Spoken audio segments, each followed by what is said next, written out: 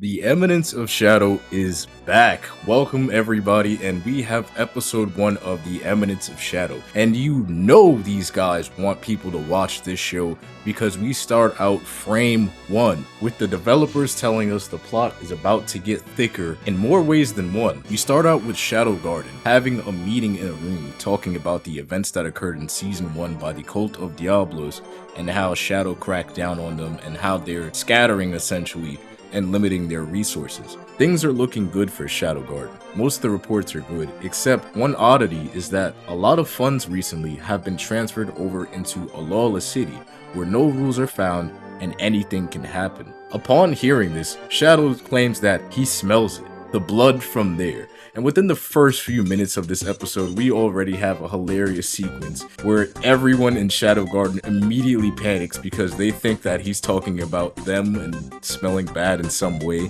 The members open windows, all of the women in Shadow Garden start spraying themselves with perfume and smelling themselves. It's absolutely hilarious.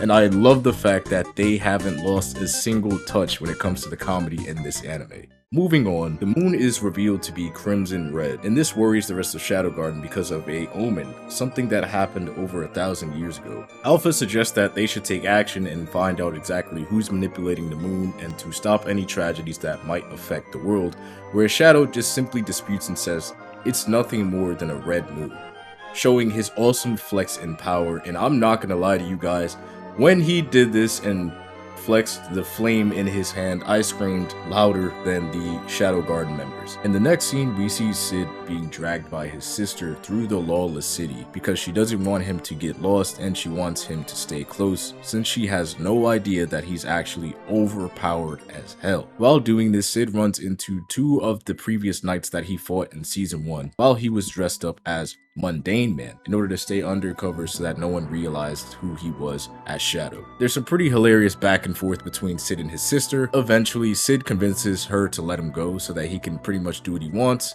and he contests that he won't get lost, and immediately within the next scene, he gets lost. We see different people and randoms try to rob Cid, which is hilarious since again, he is Shadow and they have no idea that he's aware of his surroundings at all times. With that being said, we see a couple of people walk past him a couple of times, try to steal his wallet, bump into him, and immediately he recovers not only his wallet but theirs as well. Cid is walking around with so much money at this point that he's wondering himself why he doesn't live in this Lawless City, since it's so easy to pickpocket the pickpocketers. While he's strolling down an alley, he sees a vampire being jumped by 2 guys who are unsatisfied with his current actions, and of course he doesn't jump in because that would blow his cover. But while he's thinking, the moon turns a bright crimson red, and upon doing this, the vampire levels up a bit and starts to kill these civilians. While this is all happening directly right in front of Cid, literally a few feet away, he's just sitting there monologuing in his head, trying to figure out exactly what he wants to do next since he's clearly not in any danger. But he's waiting for the next big opportunity for Shadow, his alter ego, to take form and save the day.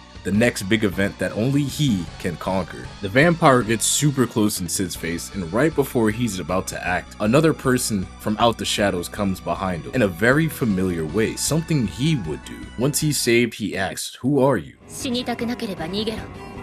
死にたくなければ逃げろ。暴走が始まる。暴走が始まる。 She gives the most Shadow response you could possibly think of. And it's almost as if they're related because Cid gets overly excited at the fact that, yes, this is exactly what he's been waiting for. An ally, someone who understands, and with this ecstatic amount of energy and joy, he now goes around the entire city, saving other random people, copying the exact same phrase that the lady gave him. I just love the fact that Cid is an absolute nutcase. No one knows his true personality, and it turns out that there's actually someone else in this world who's doing exactly what Cid is doing, but in an actual genuine way because this is actually a real threat that's occurring in their city. This person isn't pretending like Cid. Cid just so happened to be there and he made it convenient for him to be there, but for this person it's life or death. But we all know, as for Shadow, a farce for him to be the best undercover savior of the world he can possibly be. While Sid is doing this, his sister finds out that he's actually not at the inn where he was supposed to be, and she goes out looking for him during this entire outbreak of different various vampires trying to affect the city. It reminds me of a zombie apocalypse, and that's exactly the angle they're going for, except they have a bit of a comedic spin on it that only the Eminence and Shadow can pull off wonderfully. They even somehow managed to fit Sid's friends in the mix, as they came to the city just to lose their V cards, and they get chased around the entire city while trying to escape. Even one of them trips and the other just leaves him for dead, commenting,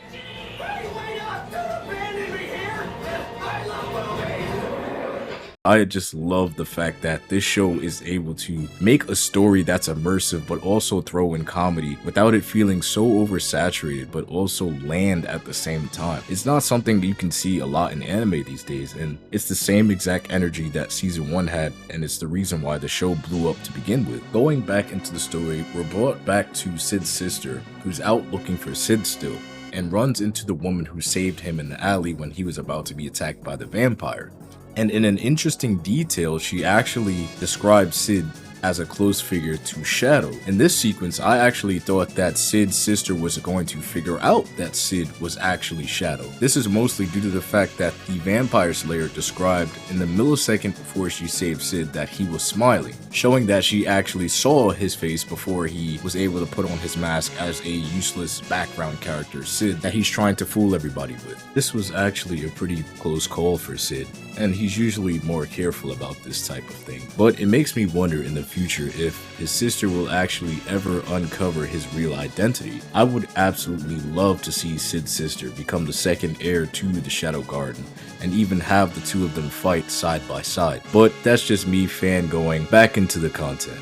Sid's sister teams up with the Vampire Slayer, and they go to the tower where Sid is actually being taken or allowing himself to be taken. We're introduced to 3 brand new characters, one whose name we still do not know, as he stands on the top of the tower watching the chaos below and is undoubtedly one of the big bads of the season, and 2 more characters who are supposedly the leaders of this outlaw country. Yukume, a beautiful woman with long fox-like hair, and Juggernaut, a giant-sized dude who wields a giant spear-like axe, both of who seem to be extremely powerful and above the regular cut of average people in the anime.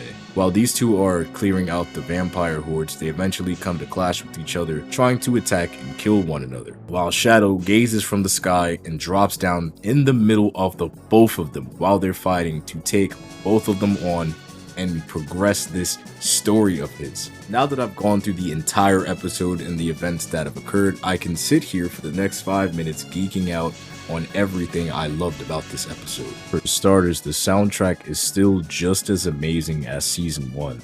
The sequence where Shadow was saved by the lady who slays vampires was absolutely amazing, as well as the music that occurred while Shadow took the inspiration from her saving him and jumped into action himself, going from house to house saving all the different people in an awesome orchestra.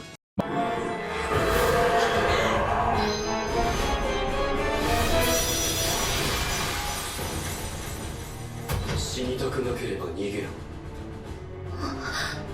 暴走が始まる。 My favorite soundtrack throughout this entire episode by far is definitely at the end of the episode though, when Sid jumps down to stop the 2 of these guys from fighting, ending the episode in a masterpiece of music.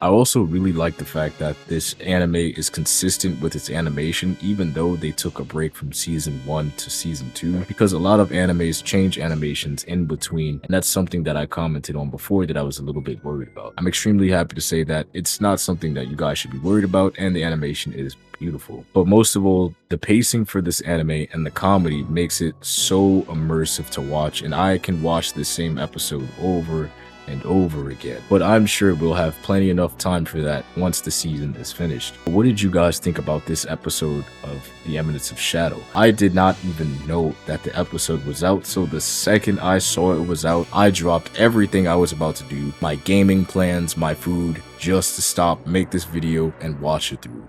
If you guys want to see more Eminence and Shadow reviews, definitely do not forget to hit that like button, subscribe, and I will see you guys in episode 2 in the Eminence of Shadow. This season is going to be atomic.